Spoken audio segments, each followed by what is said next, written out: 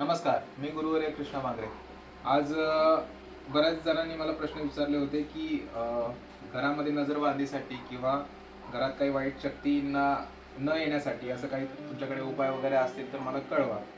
तर आज खास त्या लोकांसाठी घराच्या सुरक्षतेसाठी किंवा घराला नजर लागू नये यासाठी मी आज हा तोडगा तुम्हाला सांगतोय की पोळ्यावरती मोस्ट ऑफ हा उपाय होतो.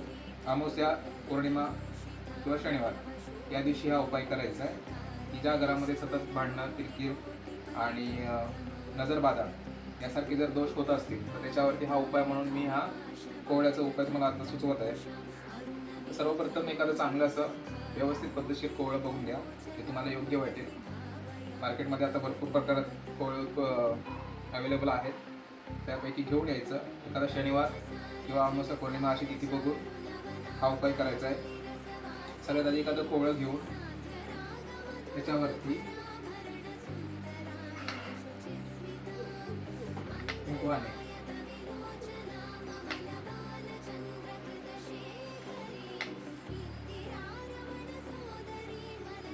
सर्वप्रथम एका बाजूला ओम हे बीजाक्षर काढून घ्यायचंय.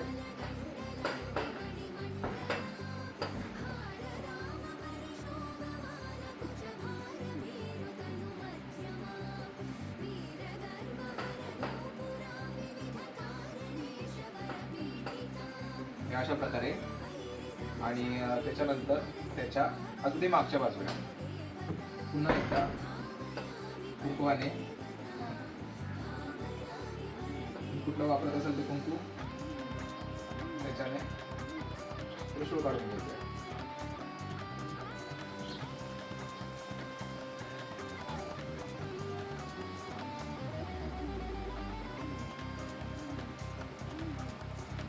अशा प्रकारे एका बाजूस ओम आणि दुसऱ्या बाजूस त्रिशूळ अशा प्रकारे तुम्हाला या दोन्ही साईडला काढून घ्यायचे. त्याच्यानंतर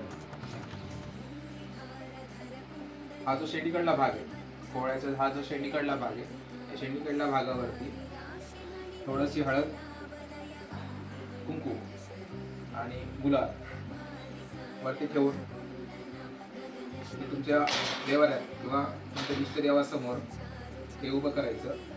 तुमच्यासाठी एक मंत्र देत आहे, हनुमंताचा मंत्र. कापूर लावून जप करायचा.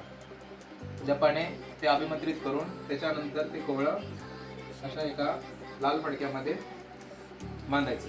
तत्पूर्वी सगळ्यात अगोदर 3 कापराच्या वड्या ठेवून त्याच्यावरती कापूर प्रज्वलित करून त्याच्यावर 11 वेळा मारुतीचा हा मंत्र म्हणायचा आहे. 11 वेळा हा मंत्र म्हटल्यानंतर हा पूर्ण कोवळा आहे जे अभिमंत्रित होईल आणि हनुमंताच्या शक्तीने ते पूर्ण घराला सुरक्षा कवचासारखं काम करतं. ज्या काही बाधा आणि ज्या काही वाईट प्रवृत्तीच्या काही नजर दोष किंवा दुसरे काही जर वाईट प्रयोग जर कोणी करत असेल तर हे कोवळं लगेच खराब व्हायला सुरुवात होतं. तर त्यासाठी हा उपाय आहे. अशा प्रकारे कापूर प्रज्वलित करून त्याच्यावरती 11 वेळा तो मारुतीचा मंत्र आपण टाकायचा आहे. तो मंत्र असा आहे, ओम हन हनुमते नमः. पुन्हा एका ओम हन हनुमते नमः या मंत्राचा 11 वेळा या कोवळ्यावरती आपल्याला जप करायचा आहे. तर मी हा जप करतोय, तुम्ही पहा.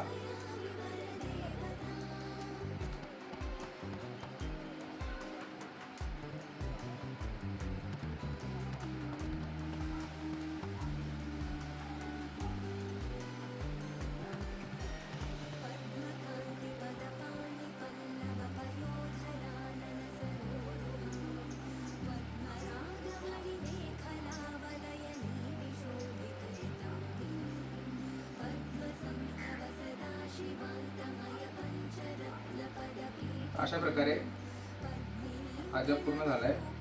याच्यात इथे काय आहे, तो कापूर संपेपर्यंत एक कोवळा असंच ठेवायचंय. आता अशा प्रकारे एखादा लाल कापड घ्यायचा, कोरा करकरीत. या लाल कापडावरती पिवळी मोहरी भेटते, ही पिवळी मोहरी मुठभर आणि त्याबरोबर काळे तेल हे मुठभर, या दोन्ही गोष्टी खाली टाकायच्या. तुमच्या देवाऱ्यात असलेला हळदी कुंकू थोडंसं त्याच्यावरती टाकून हा जो कोळा आहे हे कोळ्यावरचा हे कापूर शांत करायचं. त्याच्यानंतर जगदंबेला विनवणी करायची, तुमच्या कुलस्वामीला विनवणी करायची की जे काही अडचणी येणार असतील किंवा जे काही संकट येणार असतील ते सगळे काही या कोळ्यावरती घालव आणि घरामध्ये सुख संपदा, धन दौलत आणि बाकीची शांतता समाधान सगळं काही जगदंबेच्या कृपेने लाभू दे अशी कुलदेवीला प्रार्थना करून हे कोवळं याच्यावरती उभं करायचं आणि हे लाल कपडा बांधून घ्यायचा.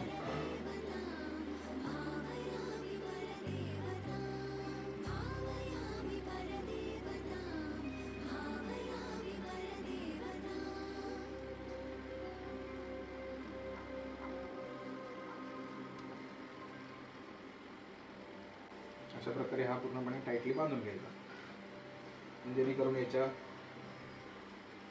कुठलीच बाजू आपल्याला बाहेर दिसता कामा नये.